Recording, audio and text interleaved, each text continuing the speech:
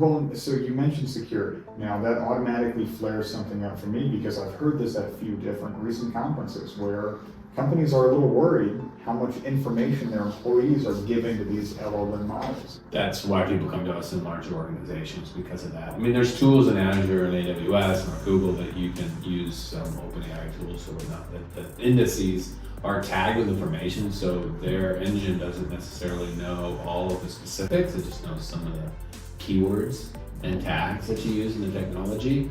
We have a client in one country that has their whole infrastructure in that country, right? It's one of the cloud, 3 cloud vendors, and they have, these people have regions in different parts of the world. And so they have a country A, and they were, their employees are using ChatGPT because you can prevent it, but they haven't in terms of, being on rules for your company. So the indexing and all that is going in a different country. So there is some consideration there, and there's actually governance and AI committees in larger companies that will not allow that unless you've put some framework around that security. Who's asked what questions, there's throttling. If I log somebody, if I terminate somebody, right, somebody leaves the company, and I get rid of their access on their their Google Mail, their Entra, or Microsoft Mail, then all these other systems they don't have access to either.